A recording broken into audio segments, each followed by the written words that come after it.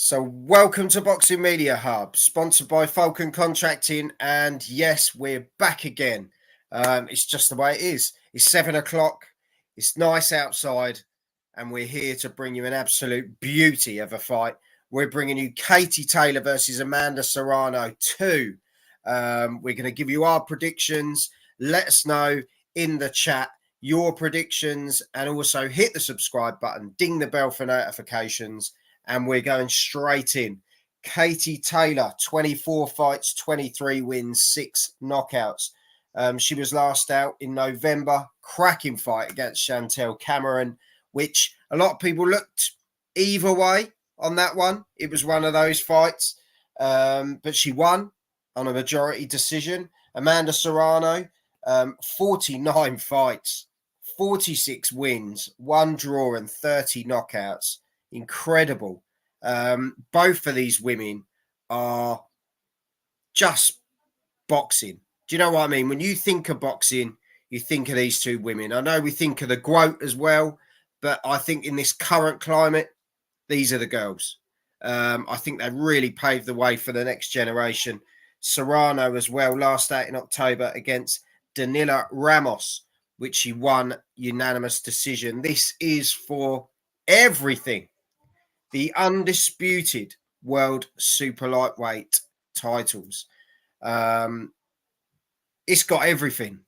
Absolutely everything. And it's the 20th of July, 2024, on the undercard. I'm going to say the co-main to Jake Paul versus Mike Tyson on Netflix. So it's even free. You're getting this sort of fight free. This is an absolute winner for the boxing fans. And if people get a taste of this, when they haven't seen this before and you're a bit more of a casual, get ready. This is going to be fight of the night. And that's the idea behind it, Joel, mate. That's the idea behind it, isn't it, bro? It's the beauty. The casual's going to be watching Jake Paul from his Twitter and his Disney channel, and they're going to actually see some real boxers on the show. And that's what it's all about. It's getting them new eyes onto an already established game. And that's what's going to happen when Serrano and Taylor put it all on the line once again. 100%, mate. Couldn't agree more. So what we're going to do is we're going to go straight to our human boxing encyclopedia, Håkan, all the way from Sweden. Give us your lowdown, Håkan. First, I had to correct, it's not free. Netflix isn't free. So just to correct that. Oh, sorry. Yeah. I meant it's free if you have on Netflix. I don't have a Netflix, so for me it's not free. Oh, I don't Netflix and chill, Hawk, and either. Oh, sorry. I pay monthly, so I'm getting a really good one here. You do.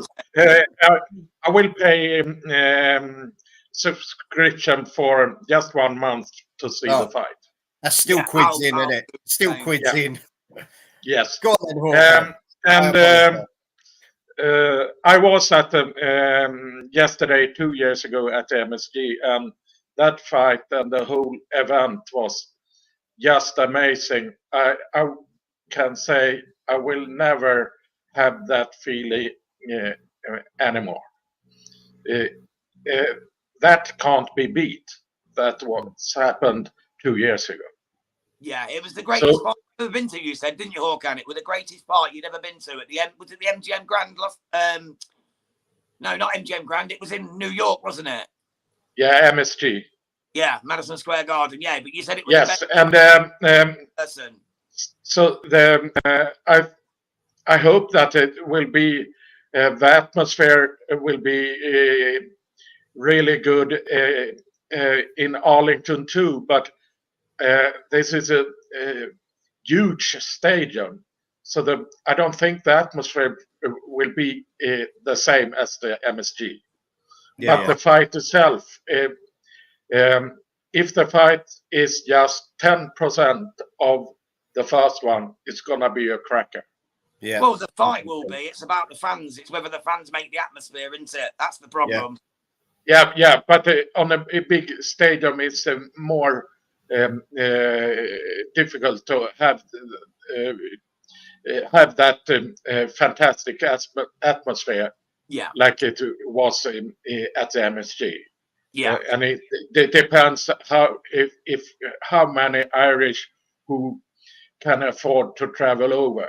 Yeah. It's very expensive with flights in the summer to the US. I have checked, so it's about 1,000 to 1,200 quid to go over to Dallas that weekend. So it's very expensive. So, but of course, a lot of Irish will travel over. Well, yeah, a lot of them live in New York anyway, don't they? So that's why the New York Madison Square Garden had such a big crowd and such a good Irish following. A lot of Irish travelers have settled in New York, so they've got a big Irish contingent there, haven't they? Yeah, but those at the MSG, most of the Irish there, they about 4,000 had traveled over from Ireland to New York. Yeah. So I met loads of them there. So they had traveled over. That wasn't so many of them that was based in New York. Yeah, I've always said and a lot of Puerto Ricans too who traveled over. So the atmosphere could be great, but I don't think it will be near the MSG, to be honest. So, Håkan, where are you sitting? Where are you sitting? Are we going Katie Taylor or Amanda Serrano? I will go with Katie Taylor win on a close decision.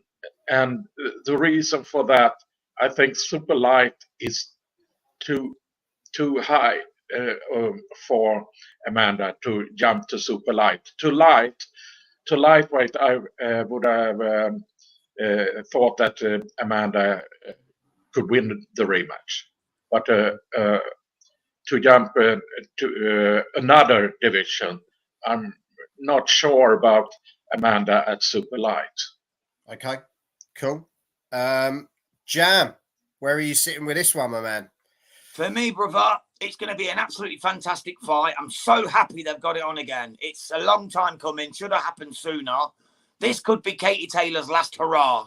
This could be her last shot at being the boss. She lost to Chantel Cameron. We all know she lost. And to be honest, a lot of people think she lost the rematch as well. She got the decision, no. So on the record, she won. She's swerved that now. That's another story for another day. But she's going to fight Serrano. It's going to be fireworks. But I'm with Håkan. I think Taylor's just a little bit too big for her still. And I just think she's going to bully her and just take it on points. But the thing I'm worried about is it's an MVP Promotions show. Yeah. So they could easily do to her what they've done to Chantel Cameron, say, and stick her with a result. Because she's the away fighter in no uncertain terms. So they could do to her what's happened for Taylor in the past. I hope that's not the case. I just want to see a war, 10 2-minute rounds, absolute firefight, two of the best that's ever graced a female boxing game. It's going to be amazing either way. I just hope it's not controversial because of the judging scorecards. Yeah. No, I get it, mate. Yeah, I get it. I agree. Before I delve in, we've got Chris, intriguing rematch. I favour Serrano this time.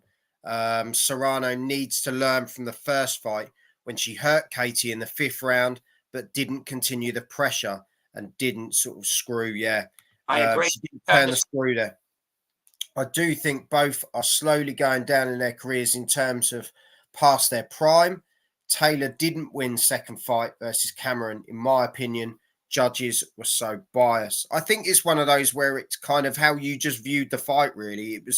It was a tough one, I think, and it said it in the scorecards. I think there was one card that was a bit too far apart, but there was one where it was literally 0.2 points in it.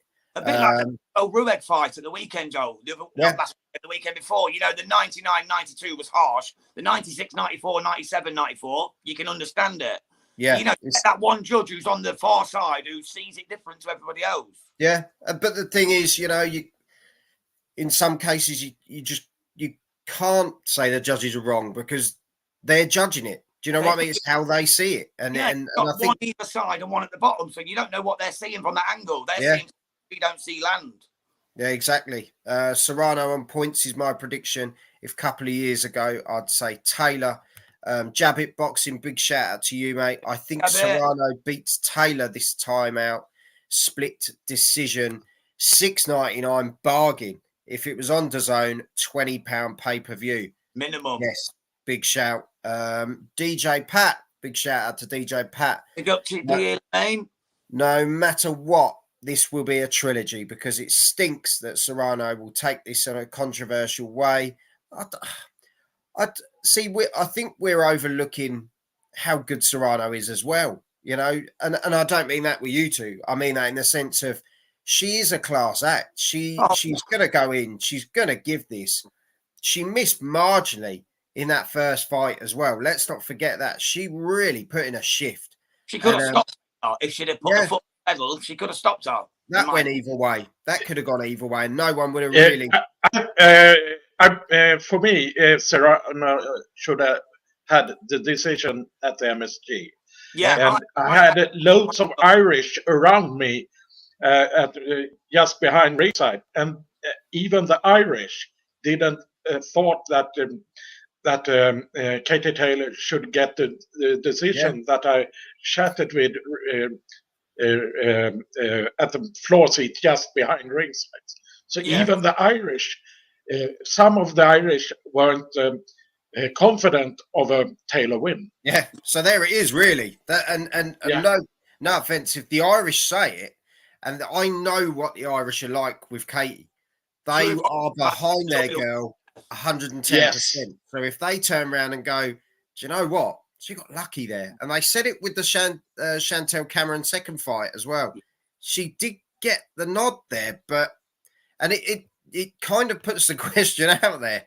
How many more fights has Katie got where she can keep just nicking it? I don't think she can. I think this is her last hurrah at the top table, mate. Honestly, she either wins this and retires, or she gets found out, and that's the end of Katie Taylor.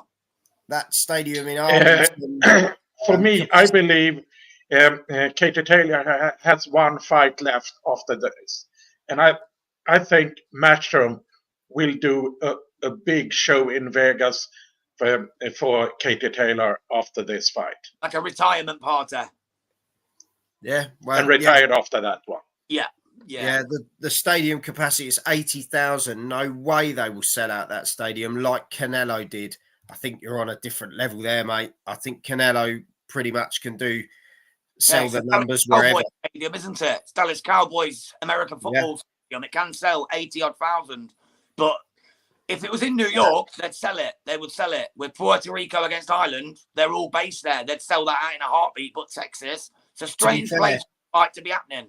I think the way to say it is if we had a different main event, like we had a big fight as the main event, and this on the undercard, bang! I think you wouldn't. If that was on the Bud against Madrimov undercard, it'd be sold out. Yeah, no trouble at all. Katie Taylor had two very tough fights against and Given, and her age now. I think this is where Serrano will start to bank the rounds in the second half of the fight. Katie has had a fantastic career. I think they both have. Absolutely incredible. DJ Pat, 1 to 3 fights left in her tank for Katie Taylor. She's 37. I think 3's a bit far. I think it'll be 1 or 2. 1 or 2. Yeah. But I'm going with Amanda Serrano. I think, as we say, when we look at the last few fights, Katie hasn't been Katie to what we know. She's been in some major wars. Serrano can happily box you and do what she needs to do. But also, let's not forget, that girl's got serious power. She has got serious power. Like you say, she hurt Katie. There's not many people that can say they've done that. There's not many people, Joel, who have 30 knockouts in the female game in 2-minute rounds. Exactly. Knockouts Amanda Serrano has, I believe. I've not checked it, but I'm sure she's got about 30 knockouts. For me, she steps up to this challenge, and I think she wins on points. I think she'll drag her into those later rounds because the power will just get there. We saw Katie looked worn out towards the end of the Chantel Cameron because she had to throw everything at it to have that chance of turning that decision, which what she we did. thought to get a draw, wasn't it? Yeah, yeah. So for me, Amanda Serrano in this one, I think she gets the job done on points. It's a case of breakdown over the rounds and just wear and tear because Katie's been, as I say, been in the wars. Amanda Serrano just seems that bit more not getting drawn into stuff, being a bit more tactical, but knows when to throw the power shots. Like we saw, if she damages Katie early on, could be over quick. I think Amanda really just breaks her down and takes it to points, and we see her get it on points. But as you say, if they turn around and say there's a trilogy, I'm all for it. My big worry at the minute is punch resistance. I'm just worried that Katie might get hit and just get took. Like, that's my biggest worry, is that Amanda punches that hard and Katie's punch resistance seems to have gone a little bit. And what fight has she got left in her? So it could be an early day for Amanda Serrano if she catches her early. Let's see. As you say, there's not. I hope I'm wrong. I'm wrong. There's not many people with that level of power, is there? Not many people with that level of power. So as you see, Jam and Hawkan have gone for Katie Taylor on points. Yeah. I've gone with Amanda Serrano on points. Let us know in the comments. Hit the prediction button. I wish I had one. Hit the subscribe button. That'd be nice, wouldn't it? Hit the subscribe button and ding the bell for notifications. And honestly, I look forward to this one. Boys, I know you are too. Hawkan, send us out, mate. How do we go out? Have some of this. Have it. Have it.